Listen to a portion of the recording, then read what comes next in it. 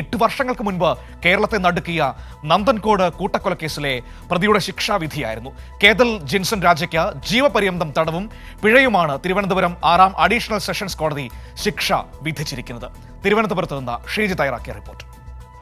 നാടിനെ നടുക്കിയ കൊടും കൊലപാതകത്തിലാണ്, കൊടും ക്രൂരതയിലാണ് ഇന്നിപ്പോൾ ശിക്ഷ വിധിച്ചിരിക്കുന്നത്. തിരുവനന്തപുരം അഡീഷണൽ സെഷൻസ് കോടതി 6ന്റെ ജഡ്ജിയായിട്ടുള്ള കെ വിഷ്ണുവാണ് ഇന്നിപ്പോൾ കേതൽ ജെൻസൺ രാജയ്ക്കുള്ള ശിക്ഷ വിധിച്ചത്. അതിൽ ജീവപര്യന്തം തടവ് ശിക്ഷയും അതോടൊപ്പം തന്നെ 15 ലക്ഷം രൂപ പിഴയുമാണ് ചുമത്തിയിരിക്കുന്നത്. കഴിഞ്ഞ ദിവസമായിരുന്നു കോടതി പ്രതിയായിട്ടുള്ള കേതൽ ജെൻസൺ രാജയെ കുറ്റക്കാരനാണ് എന്ന് കണ്ടെത്തിയത്. 3 കാര്യങ്ങളിലാണ് കുറ്റക്കാരനാണെന്ന് കണ്ടെത്തിയത്. ഒന്ന് കൊലപാതകം, അതോടൊപ്പം തന്നെ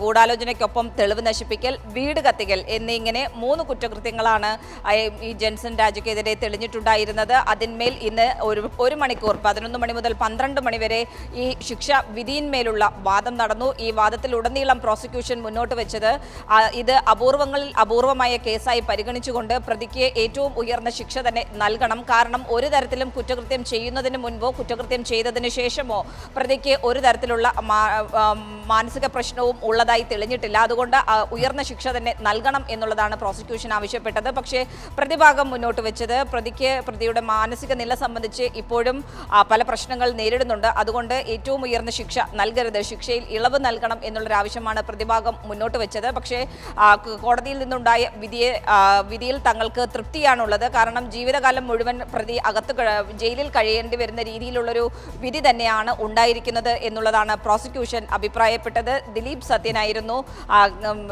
നിലവിൽ കോടതിയിൽ ഹാജരായ സ്പെഷ്യൽ പബ്ലിക് പ്രോസിക്യൂട്ടർ. വിവരങ്ങൾ നൽകിയത്. ഏതായാലും കേതൽ ജിൻസൺ രാജയ്ക്ക് ജീവപര്യന്തം തടവും പിഴയുമാണ് ശിക്ഷ വിധിച്ചിരിക്കുന്നത്.